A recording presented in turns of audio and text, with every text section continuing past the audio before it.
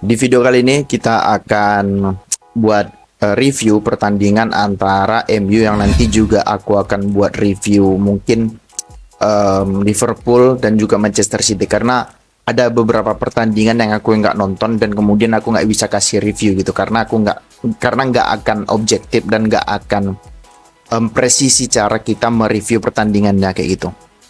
Nah, kita akan bahas pertandingan antara MU melawan Nottingham Forest. Secara di atas kertas, secara secara squad ya MU ada 2-3 level di atasnya si Nottingham Forest gitu. Cuman pada laga yang berlangsung malam minggu kemarin itu berbeda 180 derajat, khususnya di babak pertama kayak gitu. Nah, secara squad starting 11, Erik ten Hag mengganti ataupun merotasi beberapa pemain karena cedera ataupun karena underperform, kayak Luke Shaw karena cedera digantikan oleh Dalot yaitu. Kemudian Mason Mount yang menurutku bahkan kalau dia nggak cedera dia juga harus digantikan karena belum menunjukkan permainan yang cukup atraktif, yang cukup konsisten selama pramusim maupun di Premier League sekarang sudah laga ketiga gitu. Kemudian dia digantikan oleh Eriksen dan juga Rashford yang kembali digeser ke sebelah kiri. Kemudian Martial yang main di depan, artinya Garnacho tidak dimainkan kayak gitu. Nah, sebenarnya inilah menurutku formasi yang the best formasi MU ya, minus si Shaw di kiri, karena aku lebih melihat Rashford itu lebih nyaman bermain di kiri karena dia akan memiliki banyak ruang untuk dribbling, untuk masuk ke dalam ataupun mengirimkan umpan. Ya terbukti dia memberikan satu assist dan juga satu kesempatan penalti kayak gitu. Artinya ya create chances dari dianya sendiri itu bagus kayak gitu. Cuma kembali lagi MU tidak memiliki finisher kayak gitu. Nah, yang mengejutkan gitu kan, kalian semua pasti kaget kayak gitu di awal-awal babak. Kelihatan MU kesulitan untuk menembus pertahanan si Nottingham Forest yang menurutku juga tidak terlalu parkir bus. Mereka mau ngepres sekali-sekali kayak gitu. Kemudian muncullah gol si siapa sih yang gol kan? Gol si Awoniyi di menit kedua kayak gitu.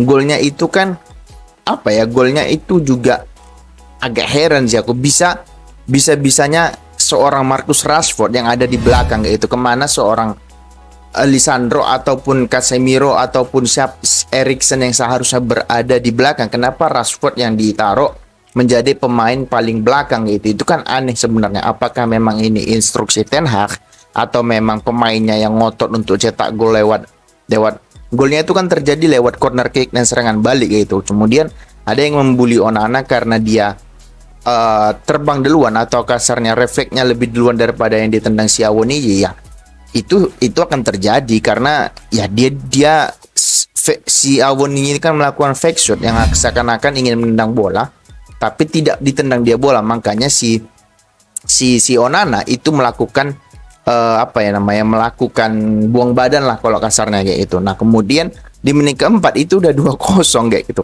Aneh sebenarnya gitu. Ya golnya si Boli itu kan ya gol kado, gol hadiah gitu. Artinya dia tidak sengaja ingin, bola pun juga seingatku tidak mengenai kepalanya, malah mengenai baunya, diginikan dia gitu kan. Nah, terjadi gol, but it happens gitu. Kemudian MU ketinggal 2-0. Nah, apa yang dilakukan Erik ten Hag? Yang dilakukan Erik ten Hag adalah di babak pertama ya praktis MU nggak bisa create chances ya, banyak shooting dari jarak jauh, banyak pemain yang out position karena memang sudah ketinggalan 2-0 ya, mau gimana lagi. Beruntung lawannya itu Nottingham Forest yang artinya mereka tidak bisa memanfaatkan peluang kasarnya 2 peluang 1 gol atau 1 peluang 1 gol, nggak bisa. Coba lawannya itu Liverpool ataupun City ya selesai itu barang kalau udah ketinggalan 2-0 kayak itu, berat untuk mengejarnya kayak gitu. Nah, yang dilakukan Erik ten Hag adalah dia lebih maju ke depan, dia lebih mengurung pertahanan si Forest yang ya Forest mau nggak mau harus parkir bus kayak itu. Kemudian terjadilah gol si Rashford yaitu gol si Eriksen kayak itu. Gol Eriksen itu kan juga bisa dibilang prosesnya bagus kayak itu karena kita kurung mereka, artinya kita main di sepertiga pertahanan mereka yang sedang parkir bus. Taktuk, kemudian bola ke Rashford mengandalkan skill individunya, kemudian passing ke Eriksen dan gol 1-0.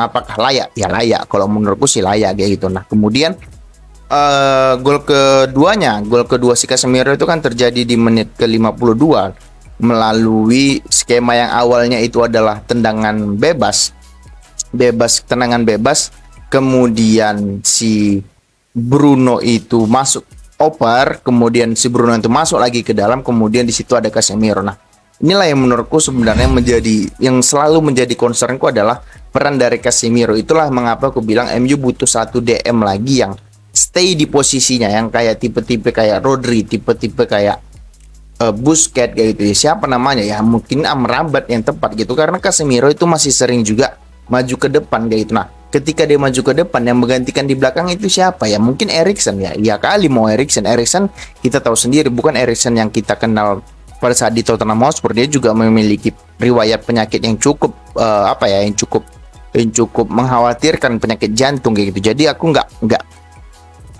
kurang sepakat kalau yang ditaruh di situ adalah Eriksen kayak gitu loh, ngerti nggak? Jadi tepat, but it happens gitu ya. Ya, kau kebobolan 2 tapi cetak 3 gol ya, you still win the game kayak gitu kan, ngerti nggak? Jadi kemudian ya ada yang menjadi kontroversi kan adalah apakah Rashford itu diving atau tidak. Kalau aku bilang itu penalti karena itu mungkin sedikit diving, yaitu itu kan trik dari para pemain ya. Artinya setidaknya ada kontaknya itu apakah minor atau major. Kalau menurutku sedikit minor sebenarnya gitu loh, karena bukan dia pemain lawan itu tidak memiliki atensi untuk melanggar Rashford, tapi pintarnya Rashford dia bawa dulu bola ke dalam, kemudian dia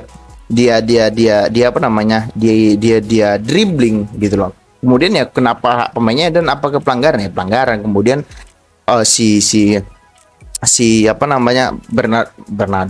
Bruno Fernandes gol kayak gitu. Dia tidak melakukan tekniknya seperti biasa karena mungkin dia tahu kiper ini tidak akan bergerak lebih dahulu.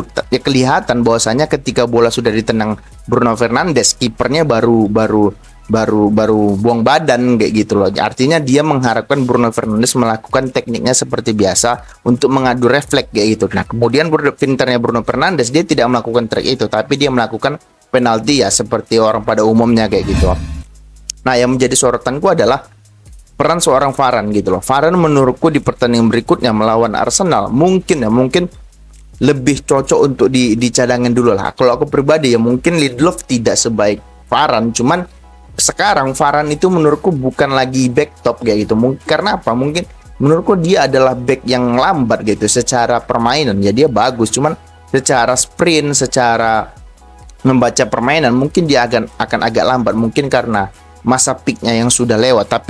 Tapi kembali lagi kalau menurutku harusnya sih Erik ten Hag, kalau Erik ten Hag-nya pintar, dia pasti pintar, dia bijak, dia tidak memainkan Varane tapi memainkan Lindelof, dan Shaw mungkin sudah kembali, dan mungkin Højlund akan bermain di pertandingan setelah international break melawan Arsenal gitu ya.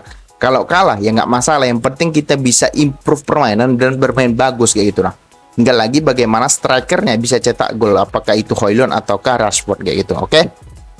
Itu dulu konten kita kali ini. Bagi kalian yang suka silahkan di subscribe, di komen, di like. Bagi kalian yang nggak suka nggak apa-apa, di skip aja. Oke, terima kasih. Ciao.